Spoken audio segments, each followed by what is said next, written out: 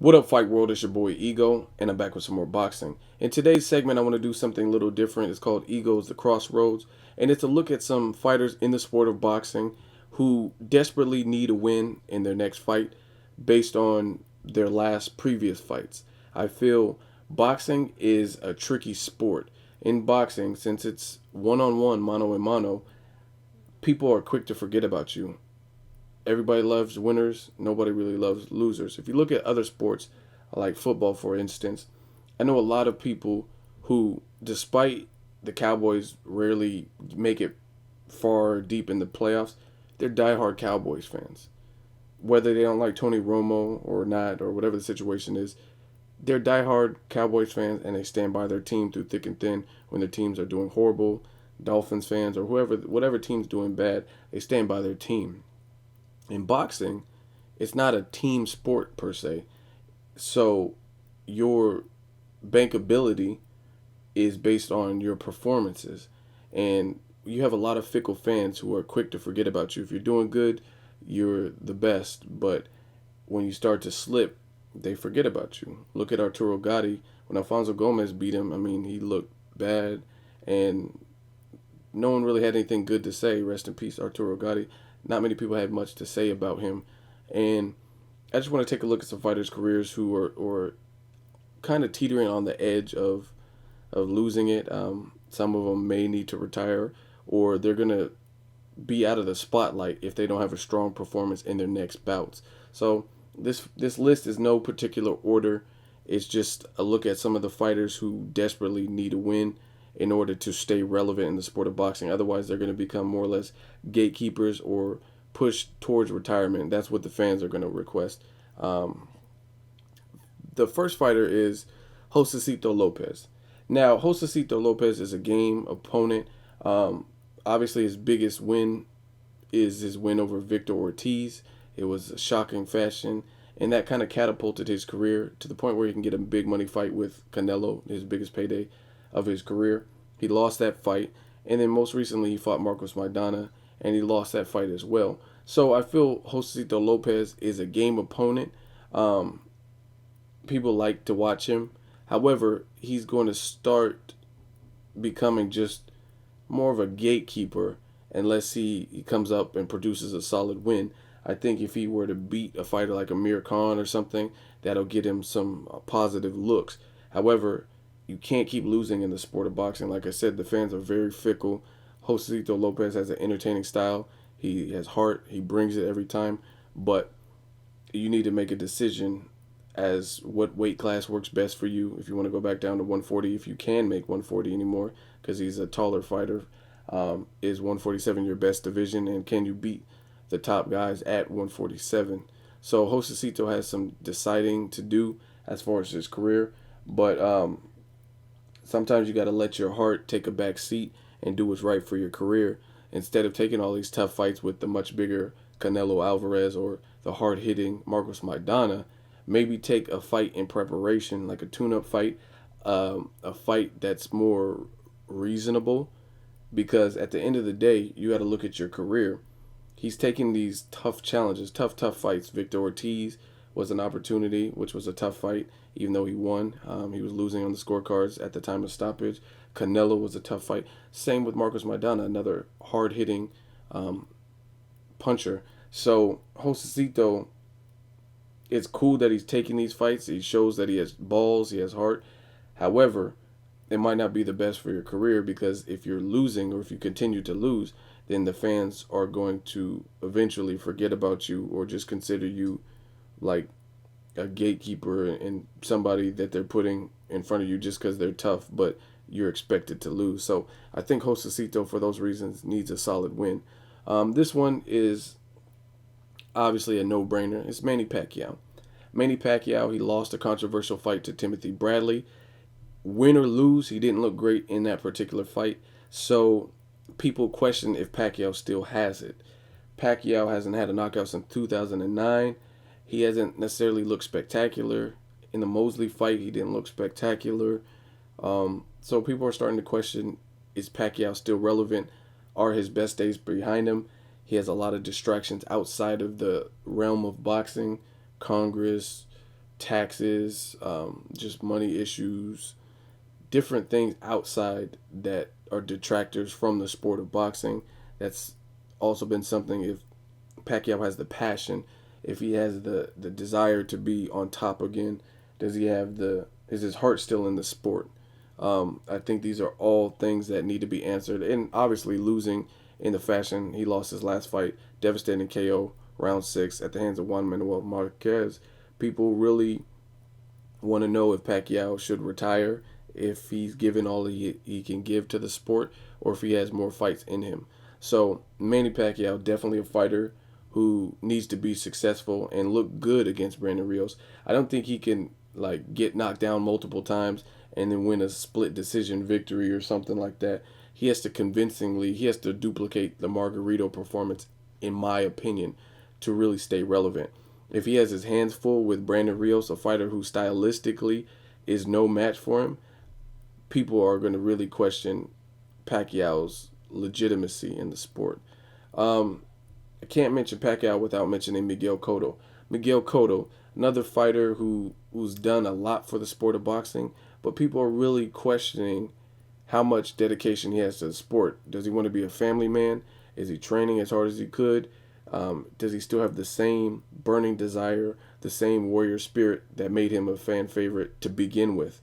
I think the loss of his father took a toll on Miguel Cotto's attitude, where he started to realize family life and how important life is in general. Life is short, and kind of wants to be a family man and spend a lot of time with his kids, with his wife, and he's already given a lot of energy to the sport of boxing. So a lot of people do question Miguel Cotto's passion for the sport, passion to win. He gave Floyd Mayweather a tough fight, but he lost convincingly. And that was at his more comfortable weight, no catch weight, anything like that. And then Austin Trout outslicked him, made him look bad. He looked very sluggish, lethargic, slow. It didn't look like vintage Cotto. Me personally, I think Cotto's better days were at fight weights like 147. I don't think it looked exceptional at 154. It looks like he struggles, but he doesn't necessarily have the discipline to go back down to 147. I would love it if he finished his career at 147. I think he has a way better chance of being successful and ending his career on a positive note, mixing up with the guys at 147 as opposed to 154. 154, the guys are just too big, too young, too powerful, and I think that spells disaster. And it's sad to see boxers not know when to hang it up or make proper decisions for their career. Career-wise, Cotto is already a legend. He's a living legend. He's definitely a future Hall of Famer.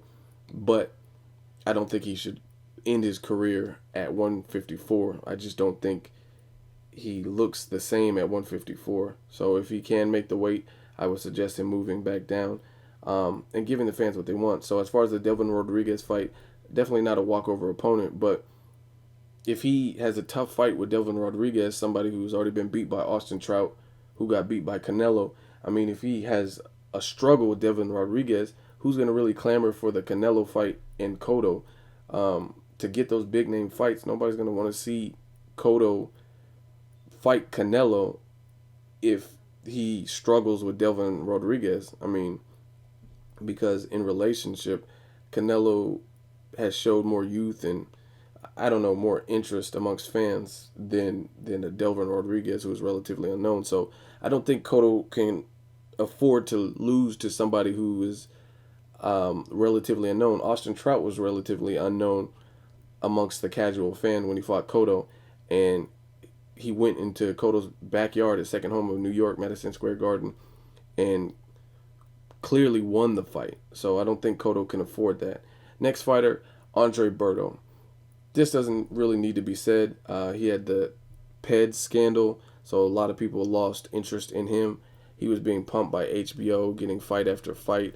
He got a lot of press, a lot of coverage, a lot of exposure through HBO and that network. And he's kind of underachieved. He had a tough time with Zibik. Victor Ortiz, a fighter he was expected or favored to beat, he had a tough time and ended up losing that fight. Then he took a long layoff, came back, fought Robert Guerrero, off a layoff, made dumb decisions by doing a shoulder roll and acting like he wasn't, like he was Mayweather, like he wasn't getting hurt. Robert Guerrero was wailing on him, swelling his eye up to the point where it looked like huge fortune cookies. And he weathered the storm and didn't get knocked out, but he never really let his hands go. He let Robert Guerrero abuse his body, smother him, and totally enact the game plan that Robert Guerrero wanted. Guerrero was successful. So tomorrow, if he loses to Jesus Soto Carras, a fighter who is already kind of considered a gatekeeper, who has taken L's from Gabriel Rosado and people like that, Marcos Maidana, it really doesn't do much for his career. Andre Berto is the much faster fighter. Jesus Soto Carras is like a step down version of Margarito, a fighter with chin, a fighter who's tough, who comes to bring it. But he lost, I think, at one point he had 5 losses out of 7 fights recently. So if Andre Berto can't beat Jesus Soto Carras, I mean, his HBO days and the days of exposure, I think people are going to lose interest in Andre Berto. To be honest, he switched trainers. He's with Virgil Hunter now, and if people don't see immediate improvements, then his career is going to be pretty much at a crossroads. Another fighter, Amir Khan. Now, Amir Khan has taken losses before. He's had tough fights, lost Bradis Prescott, tough fight with Marcos Maidana. After the Bradis Prescott knockout, he was successful for some odd fights. Had a tough time with Marcos Maidana. He was supposed to mow through Danny Garcia, given his resume, given his speed and everything he brought to the table. He was favored to beat Danny Garcia. Danny Garcia stopped him in the 4th round, and Danny Garcia's career elevated from that. And from Amir Khan, it's like open season on Amir Khan based on the fact that everyone feels he has a glass chin. So they're really going to press and exploit and try to walk him down and land their money shot to get him out of there. So Amir Khan has a lot of proving to do. Personally, I think his chin is very shaky. And once you lose an aura that surrounds you, that, oh, hey, this guy is just so fast and people see you vulnerable, then they're really going to press that attack and really press for that. So I think it's like a huge bullseye on Amir Khan's head based on the fact that everyone feels he has a glass chin. He struggled with Julio Diaz, got knocked down, never knocked Diaz down with the distance, and he won that fight. But the last fight he looked good was against Carlos Molina, and that was pretty much a tune-up fight. An undefeated fighter, but an undefeated fighter who was moving up in weight, could not match his speed, could not match his power, and didn't have enough power to walk him down or walk through his shots and really do anything to Khan. So Khan is definitely, to me, on the borderline, on the cusp of losing relevancy if he can't look good. He was with Freddie Roach. He had tough fights with Lamont Peterson. Lamont Peterson, in my opinion, exposed his poor inside fight game. Then after that, immediately after that, lost to Danny Garcia. He looked good against Carlos Molina, but again, that's not really a marquee fight where people are going to respect you for beating. And now he's talking about moving up to 147 after the tough fight with Julio Diaz. So depending on what he looks like at 147 is going to really determine. Maybe he looks better, but as far as his chin, if he continues to have these tough fights with people, I don't think he's going to be really ever considered in the Mayweather talks. They were, at one point, they were really pushing for a Mayweather Khan fight, but I mean, if he can't get past fighters who are lesser than a Mayweather, then I don't really see how he's going to be successful or considered elite again. So Amir Khan, in my opinion, he has a lot to prove. He needs to show that he is durable, that he can take a shot, probably avenge some of his losses. Lamont Peterson, Danny Garcia, avenge those losses. Fight a guard. If he fought a guy like Lucas Matisse and beat him, even if Matisse loses to Danny Garcia, I mean, that's huge because you're in there with the power puncher and people think you have a shaky chin. So if you could weather that storm, that will put him back in the talks of being relevant. Another fighter, Juan Manuel Lopez. I don't even think this guy should keep fighting. He looks punch drunk. I'm not going to spend too much time on Juan Manuel Lopez. I think after the Salido losses, he's clearly never been the same fighter. He's taken tough fights, tough wars, lost at home against Orlando Salido. Mikey Garcia just picked him apart, made him look horrible. I really don't even think this guy should keep fighting. So, I, not to be rude, but I don't think it's. I think it's inevitable that Juan Manuel Lopez is not going to get back on top or get back on that horse and be successful. I'm not trying to jinx him or anything. I just don't see it. I think he's taking too much abuse, too much punishment, and he doesn't have the style that's going to allow for him to rise back to the top. You look at a fighter like Pacquiao. Pacquiao got knocked out early in his career, but he was young. He had the ability to take punishment and recuperate because he had an explosive style. He was fast. He was still had some of the best footwork in the game. When he built himself back up, he had power, he had speed, he had angles. So it allowed for him to fight in the fashion that he did. And really, he was on an incredible win streak and never really got touched up until he fought Marcos, or excuse me, Marquez in the fourth fight and got knocked out. But I mean, he hadn't been knocked out in quite some time. So different style, different fighter. Juan Manuel Lopez, he looks punch drunk. He looks sloppy.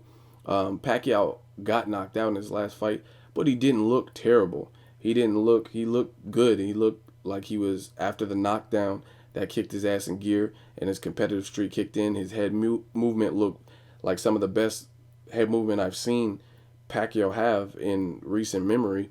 And he was holding his own, and he got caught with the shot. So we'll see how he looks against Rios when he bounces back.